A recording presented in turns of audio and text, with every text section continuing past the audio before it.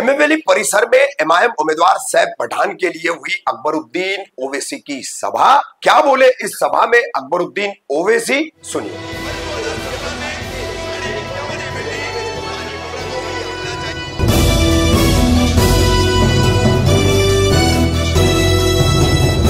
मैं रफीक कामदार हिंदुस्तानी रिपोर्टर में आपका स्वागत है।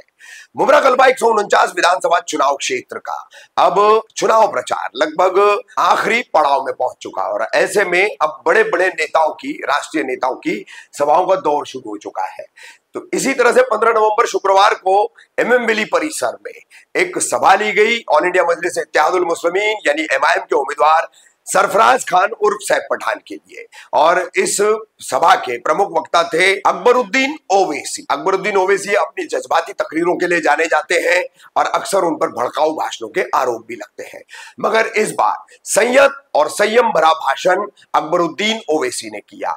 आइडियोलॉजी से शुरू करके आका नबी करीम सल्लल्लाहु ताला अलैहि वसल्लम को अपना हीरो और आइडियल बताते हुए उन्होंने किस तरह से यहाँ पर लोगों को मुत्तहिद होने के लिए कहा और किस तरह से अपने उम्मीदवार के लिए वोट मांगते हुए केंद्र से लेकर राज्य सरकारों तक प्रहार किया और किस तरह से अपनी बातें रखी, सुनी। जिस रियासत से मैं आता हूं तेलंगाना, वहां पर रेड्डी है, राव है, रेड्डियों की आवाज है जो कांग्रेस रेड्डियों की जमात कहते हैं। आंध्रा में भी है, वहां पर भी रेड्डी हैं। अब आंध्रा में जो जमात बरसर इख्तिदार आई आंध्र प्रदेश में, वो कापू और कम्माओं ने मिलकर अपनी पार्टी बनाकर इख्तिदार में आए। तेलुगु देशम कम्माओं की और एक पार्टी कापुओं की। कर्नाटक में लिंगायत की अपनी ताकत। और अगर हम वंचित समाज की बात करें तो उनकी बहुजन समाज पार्टी है, दूसरी है। अगर हम यादव की बात करें तो उनके लीडर मुलायम सिंह यादव थे। अब अखिलेश यादव अपने आप को कहते हैं लालू प्रसाद थे, तो ये यादव उनकी। और अगर आप मुझे इजाजत दें तो मैं बोलूंगा आपको कि हर किसी की अपनी अपनी आवाज है, हर एक की आवाज है। अब आज हिंदुत्व की बात करते हैं कोई, उनकी भी आवाज है। कोई गोडसे को हीरो मानता है तो उनकी भी आवाज है। कोई गांधी को हीरो मानता है तो उनकी भी आवाज है। कोई वीर सावरकर को अपना हीरो मानता है तो उनकी भी आवाज है। कोई गोलवालकर को अपना हीरो मानता है तो उनकी भी आवाज है। कोई श्यामा प्रसाद मुखर्जी को अपना हीरो मानता है, उनकी भी आवाज है। कोई कार्ल मार्क्स को मानता है, मार्क्सिस्ट, उनकी भी आवाज है। कोई सोशलिज्म को मानता है तो उनकी भी आवाज है। कोई कैपिटलिज्म को मानता है, उनकी भी आवाज है। अब यहां पर आपके महाराष्ट्र के इंतखाबात में देखिए कि बाल ठाकरे की तस्वीर लगाकर 2 लोग जा रहे हैं तो वो भी आवाज है। और फिर एनसीपी है तो उनके भी 2-2 टुकड़े हैं। और फिर सब मिलके कहते हैं एक ही बात कि क्या जरूरत है मजलिस की। तो मैं सवाल करूंगा, हर एक को हक है। 2-2 गुट हो गए शिवसेना के, उनको हक है। शरद पवार के 2-2 गुट हो गए, उनको हक है। सावरकर को मानने वालों को हक है। गोलवालकर को मानने वालों को हक है। मालवीय को मानने वालों को हक है।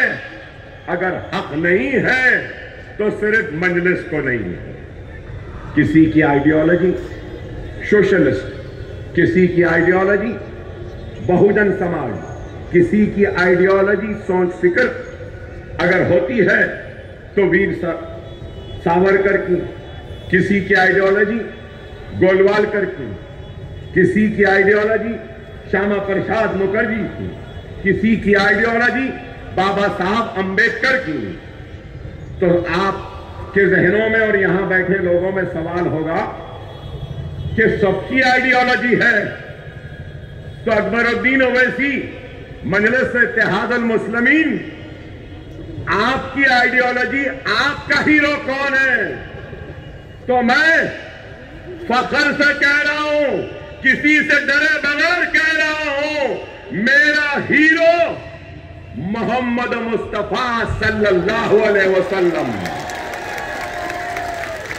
मेरी आइडियोलॉजी सुन्नत रसूल अल्लाह, मेरा पैगाम वही पैगाम जो मेरे आका मोहम्मद मुस्तफा सल्लल्लाहु अलैहि वसल्लम ने दिया था कि रास्ते में कांटे बिछाने वालों को भी माफ किया। तो मेरे आका ने कहा कि तुम्हारे घर के बाजू पड़ोसी जो रहता है, अगर वो गैर मुस्लिम है या कोई भी हो, अगर वो भूखा है तो पहले उसको खाना खिलाओ, बाद में तुम खाना खिलाओ। मेरी आइडियोलॉजी क्या? हर एक का एहतराम करो, हर एक का ख्याल करो, हर एक को मोहब्बत से अपने करीब लाओ। मेरे आका मोहम्मद मुस्तफा सल्लल्लाहु अलैहि वसल्लम ने इस्लाम का पैगाम तलवार की नोक से नहीं, बल्कि अपने अखलाक, अपनी सुन्नत और अपने नरम दिली से दुनिया को जीता और इस्लाम को कबूल करने के लिए लोगों को राजी किया। फाते मक्का हुए तो सर झुका था, आंखें नीची थी। लोगों ने पूछा, या रसूल अल्लाह, हम फाते हैं, फिर आपकी गर्दन झुकी क्यों, नजर नीचे क्यों? तो मेरे हीरो, मेरे आका मोहम्मद मुस्तफा सल्लल्लाहु अलैहि वसल्लम इरशाद फरमाते हैं कि मैं उन लोगों को शर्मिंदा नहीं करना चाहता जिन्होंने मेरे रास्ते में कांटे बिछाए थे, इसलिए मैं अपनी गर्दन को झुकाया हुआ हूं और नजरों को नीचे किया। नमाज ईद को गए मेरे आका, मेरे हीरो मोहम्मद मुस्तफा सल्लल्लाहु अलैहि वसल्लम ईदगाह के पास देखते हैं कि एक बच्चा रो रहा है, तो मेरे हीरो, मेरे आका फौरन रुक जाते हैं, पूछते हैं, बताए मासूम, तू ईदगाह को क्यों नहीं आ रहा है? तो मासूम कहता है कि मैं यतीम हूं, ऐ मोहम्मद रसूलुल्लाह, मेरा कोई नहीं मुझे नहलाने धुलाने तैयार करने वाला, इसलिए ऐसा बैठा हूं। तो ईदगाह से घर जाते हैं और हजरत बीवी फातिमा से कहते हैं कि फातिमा, हसन हुसैन के कपड़े हैं तो पहना दो। हजरत फातिमा रज़ियल्लाहु ताला अन्हा नहलाते हैं, धुलाते हैं, खुशबू लगाते हैं और नए कपड़े पहनाते हैं। तो अपनी आदत की तरह, रसूल अल्लाह की आदत थी, जब भी ईदगाह को जाते तो एक तरफ इमाम हसन तो दूसरी तरफ इमाम हुसैन। तो रसूल अल्लाह ने इमाम हसन को ले लिया इधर, हुसैन को ले लिया और यतीम को अपने खाने में डालकर नमाज के लिए, ईदगाह के लिए रवाना हुए। ये मेरे हीरो हैं, मेरी ये आइडियोलॉजी। हर एक को आजादी है। कोई राम भक्त है तो मैं मोहम्मद रसूलुल्लाह का चाहने वाला गुलाम हूं, मैं रसूलुल्लाह का आशिक हूं और मैं आया हूं उसी रसूलुल्लाह के आशिकों के दरमियान में और रसूल के इश्क का वास्ता देते हुए यही फरियाद अपील कर रहा हूं कि यह वक्त बटने का नहीं है, ये वक्त एक होने का है, मुनज़्ज़म होने का है, मुत्तहिद होने का है। एक मरकज पर आ जाओ, एक मरकज सियासी पर जमा हो जाओ। खुदा की कसम, हमसे मुकाबला तो छोड़ो, कोई हम पे उंगली भी नहीं उठाएगा, बशर्त ये कि हम मुनज़्ज़म हो जाए, मुत्तहिद हो जाए और अपने हीरो, अपने आका मोहम्मद मुस्तफा सल्लल्लाहु अलैहि वसल्लम के बताए हुए रास्ते पर चले।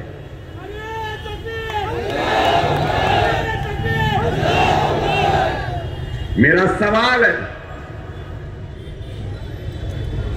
जब सबकी आवाज है तो मेरी आवाज क्यों नहीं? मैं क्या चाहता हूं? मैं मतलब अकबरुद्दीन ओवैसी और हिंदुस्तान के मुसलमान क्या चाहते हैं? वही चाहते हैं जो इस मुल्क का हर गरीब चाहता है।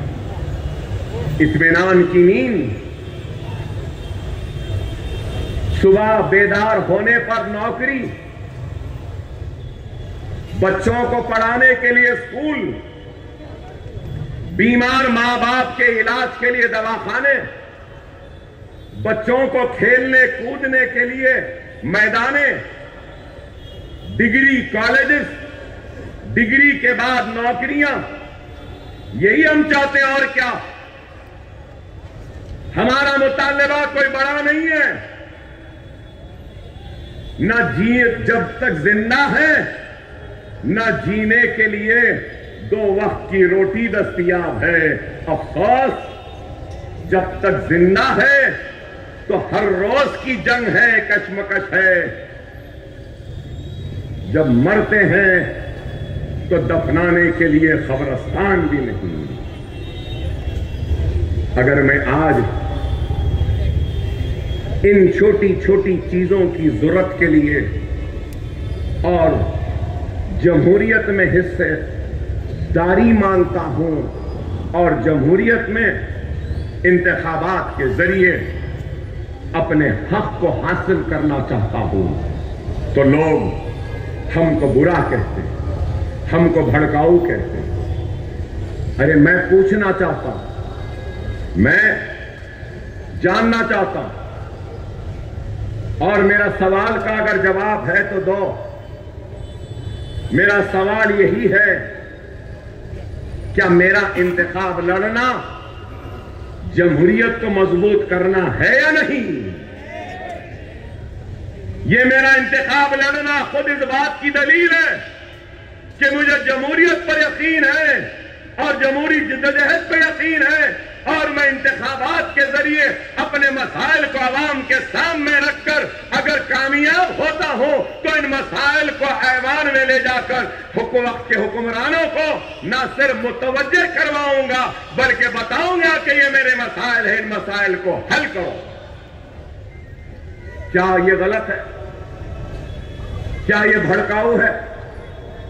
क्या ये नफरत है? अरे मैं आज कहता हूं, हिंदुस्तान पर हर किसी का हक है। हिंदुस्तान पर हिंदू का हक है, हिंदुस्तान पे मुसलमान का हक है, हिंदुस्तान पर सिख का हक है, हिंदुस्तान पे ईसाई का हक है, हिंदुस्तान पे पारसी का हक है, हिंदुस्तान पे दलित का हक है, हिंदुस्तान पे ओबीसी समाज का हक है। तो हिंदुस्तान पर अल्लाह, गॉड और भगवान को नहीं मानने वाले का भी हक है। और मैं इस मुल्क का किराएदार नहीं, मैं भी इस मुल्क का उतना ही बराबर का शहरी हूं जितना शहरियत के हुकूक नरेंद्र मोदी के हैं, इंदिरा गांधी के बाद में गांधी परिवार के हैं, या फिर पवार परिवार के हैं, या शिंदे परिवार के हैं, या किसी के भी हैं। जितना नरेंद्र मोदी का हक है उतना ही हक इस मुल्क पे अकबरुद्दीन ओवैसी का भी है। ये मुल्क न नरेंद्र मोदी की जागीर है, न अकबर ओवैसी की जागीर है, न गांधी की जागीर है, न पवार की जागीर है। ये मुल्क सबका बराबर का है। इस मुल्क के दस्तूर ने हक दिया है कि कोई राम को अपना हीरो माने, तो इस मुल्क के दस्तूर ने दूसरों को मोहम्मद मुस्तफा सल्लल्लाहु अलैहि वसल्लम को अपना हीरो भी मानने का हक व इख्तियार दिया। तो इस मुल्क के दस्तूर ने सिखों को गुरु नानक को अपना हीरो मानने का हक व इख्तियार दिया। ये मुल्क अगर कोई समझ रहा है कि सिर्फ उनका है तो गलत है। मैंने पहले भी कहा था, फिर कहता हूं, ये मुल्क मेरा था, मेरा है, मेरा रहेगा। ये मुल्क पर माथे पे तिलक लगाने वाले का भी उतना ही हक है जितना सर पे टोपी पहनने वाले और चेहरे पे दाढ़ी पालने वाले का है। डरने या घबराने की जरूरत नहीं है। जो डरेंगे, खाइफ हो जाएंगे, तो याद रखो दुनिया उसी को डराती है जो डरता है, लेकिन दुनिया उसी से डरती है जो पलट कर डराने में निकल जाता है। हम डरने वालों के खौफ नहीं है। हमको भी बताना है कि हम इस मुल्क के बराबर के शहरी हैं। हमको हमारा हक मिलना चाहिए और हमारी हक की लड़ाई हम जमहूरी अंदाज में लड़ेंगे। आज लोग कहते हैं या जहनों में सवाल होगा कि मजलिस आई तो क्या करेगी। मजलिस आई तो मैं बताऊंगा क्या कर सकते हैं। अगर आपके पास ताकत है, नेक दिल लोग हैं, बेबाक क़यादत है, जानिसार लीडर हैं और अल्लाह से डरने वाली क़यादत है और इत्तेहाद है, तो हम बहुत कुछ हासिल कर सकते हैं।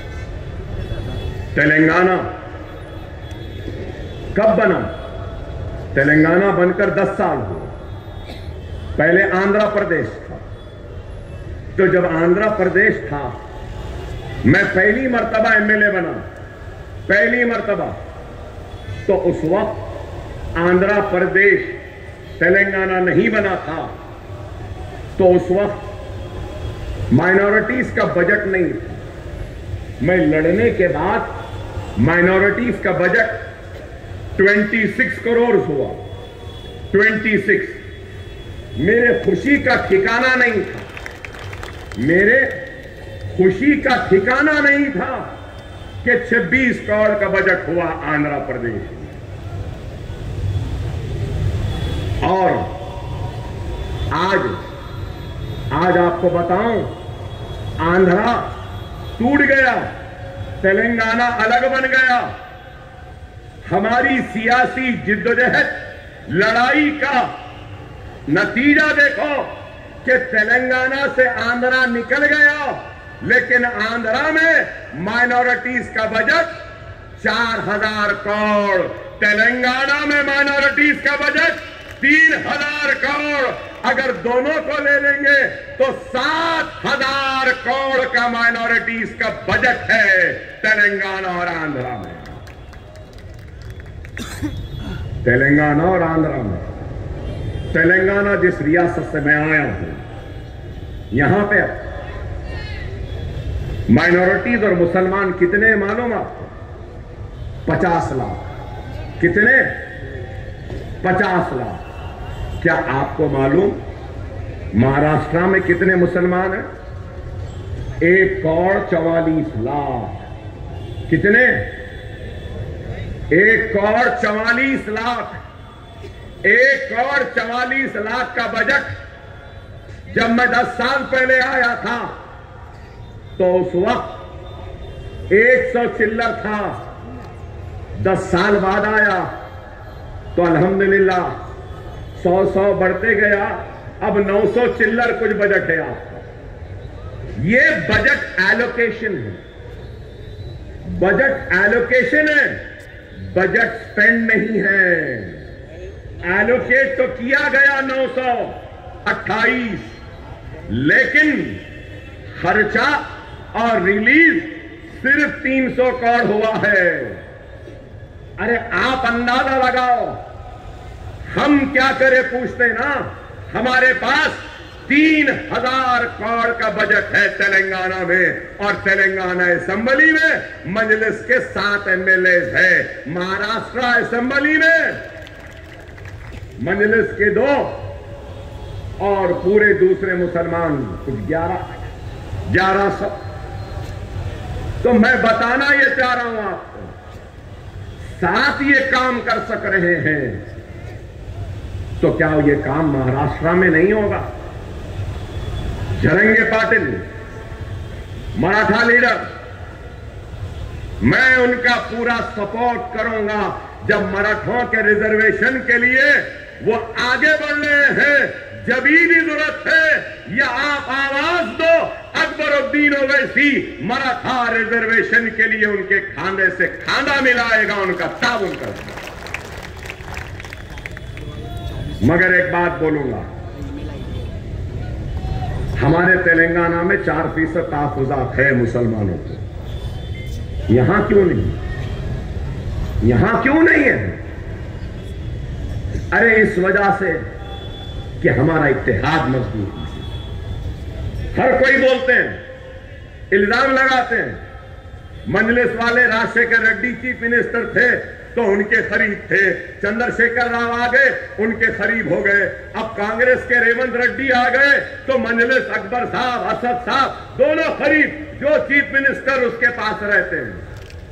माफ करना मेरे भाई, जो चीफ मिनिस्टर है हम उसके पास नहीं रहते, जो भी चीफ मिनिस्टर रहता है उसको हमारी जरूरत है। अगर वो हमारे करीब नहीं तो फिर राज करना मुश्किल होगा। हमारी जरूरत है, वो नहीं, उनकी जरूरत हम हैं। ये ताकत है, ये इतिहास की ताकत है। और मैं आगे बढ़ूं, मैंने अभी अपनी बहन को बोलते हुए सुना, सैफ पठान को भी बोलते हुए सुना कि स्कूल नहीं, कॉलेजेस नहीं। आपको बताना चाहता हूं कि हमारे पास रेजिडेंशियल स्कूल्स और कॉलेजेस करीब 300 हैं। 300। तो आप बोलेंगे कौन से हैं? Minority residential schools and colleges 300 हैं। मेरी बहन से बोलूंगा मैं, अगर कोई नीट में रैंक ला ले, महाराष्ट्र के वो आपका कॉमन एंट्रेंस टेस्ट इंजीनियरिंग में अगर रैंक ला ले, फार्मेसी में ला ले, आर्किटेक्चर में ला ले, लॉ में ला ले, एमबीए में ला ले, एमसीए में ला ले, नर्सिंग में ला ले, आर्किटेक्चर में ला ले, किसी में भी ला ले, सिर्फ रैंक ला ले और उसकी सारी की सारी फीस हमारी रियासती हुकूमत देती है, लोन की शक्ल में नहीं, डायरेक्ट रिइंबर्स करती है फीस को। कितने बच्चे 10 साल तेलंगाना बना, कितने बच्चे फीस रिइंबर्समेंट की स्कीम में आए मालूम आपको? 28 लाख बच्चे, 28 लाख। शादी मुबारक की स्कीम है, गरीब की बच्ची की शादी 1,01,000 रुपया हुकूमत देती है गरीब मुसलमान बच्ची की शादी पर। क्या आपके पास है? ये माइनॉरिटी मिनिस्टर थे ना, ये इख्तिलाफ अपनी जगह। अवाज साहब मुझसे मिलने ना था तो मैं सिखा देता था, बता देता था कि किस तरीके से मुसलमानों का काम होगा।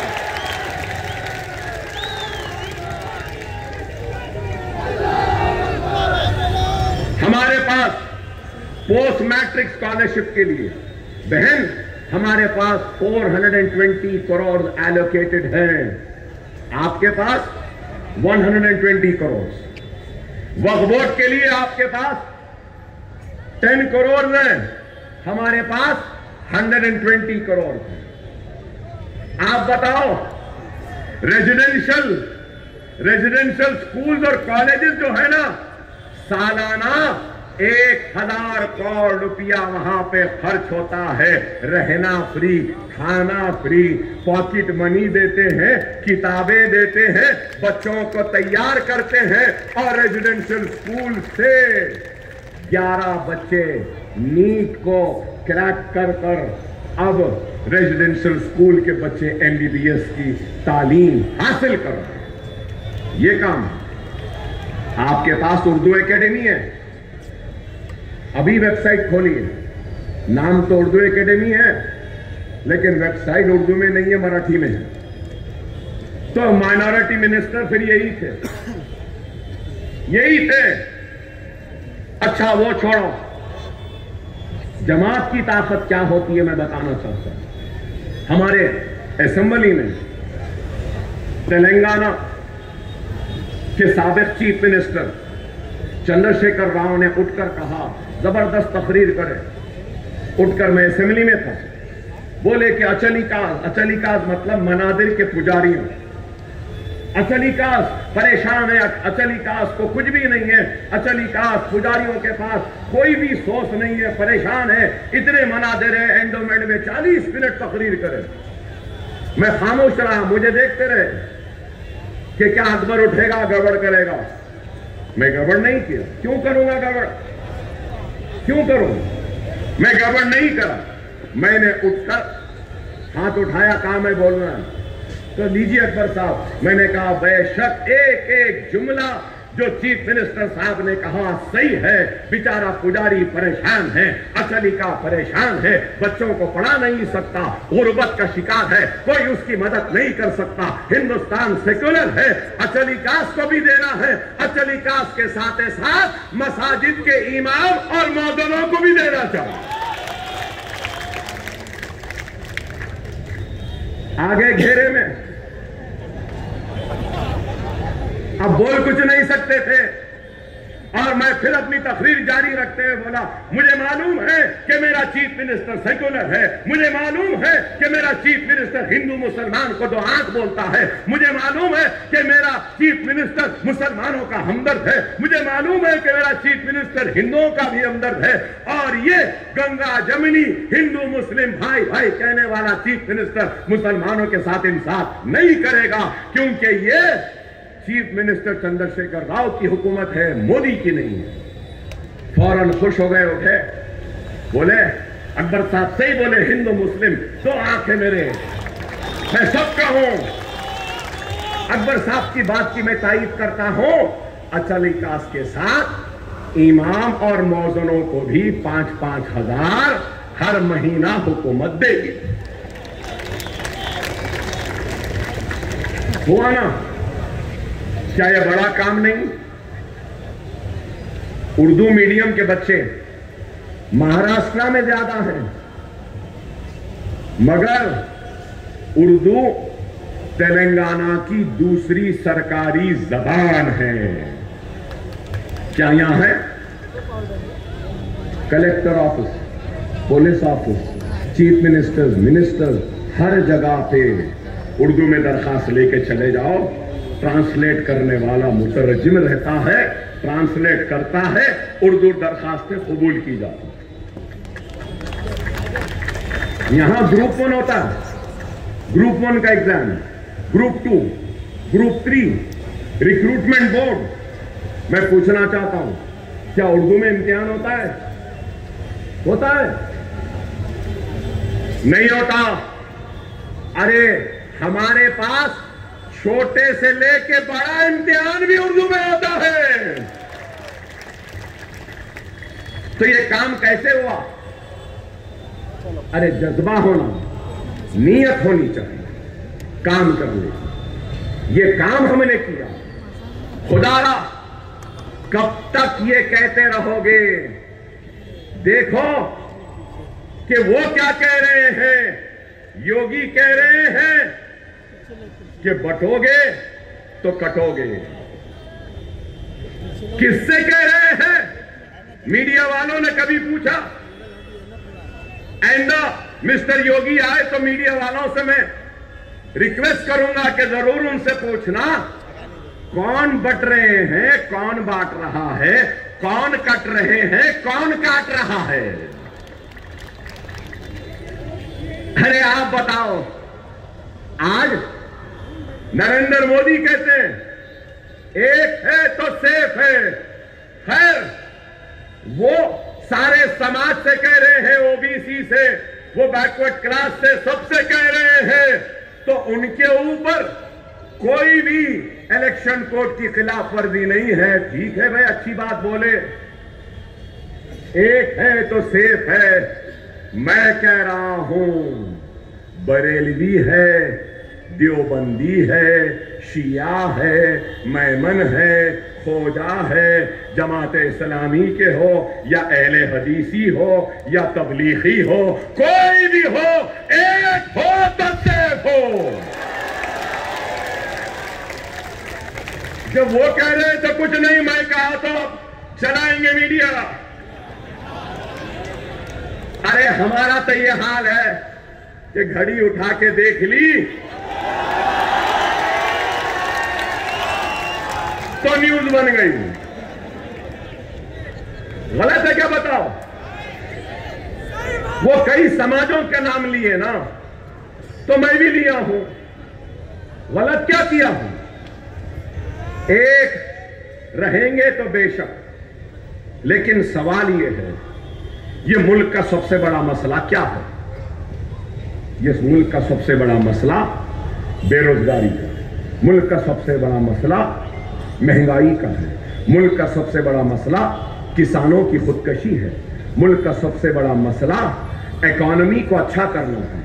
मुल्क का सबसे बड़ा मसला रुपये की गिरती हुई कदर है। मुल्क का सबसे बड़ा मसला कि कई भगोड़े ये मुल्क से पैसा लेके भाग रहे हैं। ये मुल्क का सबसे बड़ा मसला लाइट के नाम पे जो लूटा जा रहा है गरीबों को, ये मसला है। मुल्क का सबसे बड़ा मसला बीमारों के इलाज का है। मुल्क का सबसे बड़ा मसला नौजवानों के तालीम का है। मुल्क का सबसे बड़ा मसला अगर कुछ है तो ये है। लेकिन मेरे भाई, क्या ये लोग बेरोजगारी की बात करते हैं? क्या महंगाई की बात करते हैं? क्या बच्चों को तालीम की बात करते हैं? नहीं करते। बात करते हैं तो क्या?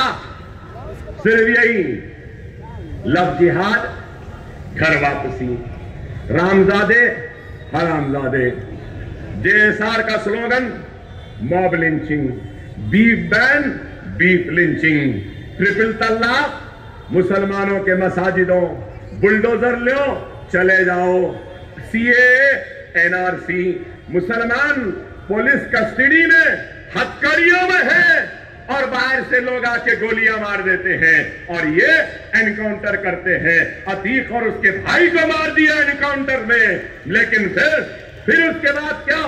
Waqf act, common civil code, vote जिहाद। अरे आप बताओ, क्या मुल्क का मसला बीफ बैन है? 20,000 किसानों ने जान ले ली, उसकी फिक्र नहीं। हिजाब के नाम पे बच्ची कॉलेज को जा रही है तो उसको तालीम से महरूम करते हैं। एक तरफ बेटी बचाओ बेटी पढ़ाओ बोलते हैं और मुसलमान बच्चियों को हिजाब के नाम पर तालीम हासिल करने से रोकते हैं। क्या ये नाइंसाफी नहीं?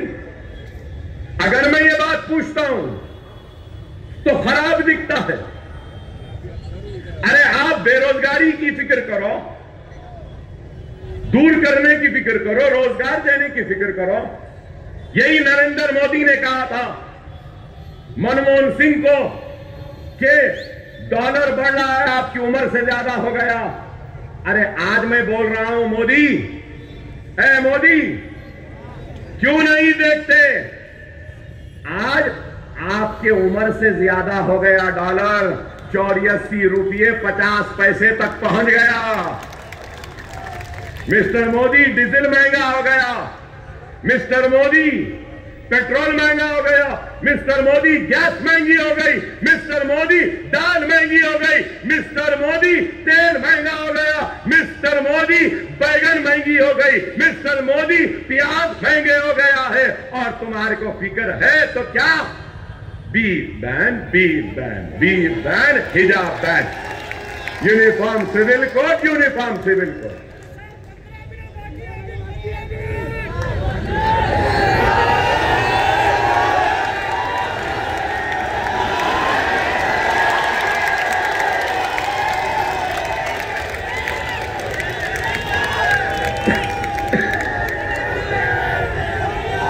देखिए, मैं एक मिनट, एक बात समझो, मैं बार बार कहता हूं, आज भी कहूंगा, जिसका काम वो जाने। अगर एक डॉक्टर है तो बीमार की बीमारी को दूर करने का इल्म उसके पास है। इंजीनियर है तो इमारत को खड़े करने का तालीम उसके पास है। वकील है तो कसूरवार को, बेकसूर को कानूनी लड़ाई के जरिए इंसाफ दिलाना उसकी इल्म है, उसकी तालीम है। सियासतदान सियासत जानता है, आलिम दीन दीन का काम करता है, सहाफी सहाफत का काम। तो हर एक का अपना अपना काम है। अगर मैं बोलूंगा नहीं डॉक्टर का काम मैं करूंगा, मेरा काम डॉक्टर कर ले, तो वो मरीज भी मर जाता, कौम भी मर जाता। सही है या गलत? तो मैं आपसे कह रहा हूं, इस वक्त बीजेपी से मराठा समाज नाराज, राजस्थान में राजपूत नाराज, हरियाणा में जाट नाराज, गुजरात में क्षत्रिय नाराज, हिंदुस्तान का सारा दलित बीजेपी से नाराज। तो अकबरुद्दीन ओवैसी कोई ऐसी हिमाकत नहीं करेगा जिसके जरिए नाराज लोगों को फिर से उनके करीब करूं। ऐसी सियासत मैं नहीं करूंगा, वक्त आएगा तो करेंगे। समझो मेरी बात को, इशारे को समझो। अगर मैं अपनी कौम को मुत्तहिद नहीं कर सकता, लेकिन यह जरूर है कि मेरे नाम, मेरे चेहरे और मेरे यूं देखने से गैर मुत्तहिद हो सकता है, लेकिन मैं आज उनको मुत्तहिद करने नहीं, तुमको मुत्तहिद करने आया हूं।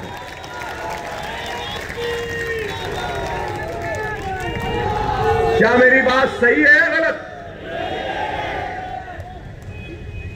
मैं अपने कौम के हाथों का खिलौना बनने तैयार हूं, मगर मैं मेरी कौम के दुश्मनों का हथियार नहीं बनूंगा, नहीं बनूंगा। खुदा ना समझो मेरे इशारे। एक वक्त होता है फसल बोने का, बीज के बोने का, एक वक्त फसल की तैयार होने का, और उसके बाद का वक्त फसल को काटने का। याद रखो 10 साल पहले हम जो बीज बो के गए थे ना, वो बीज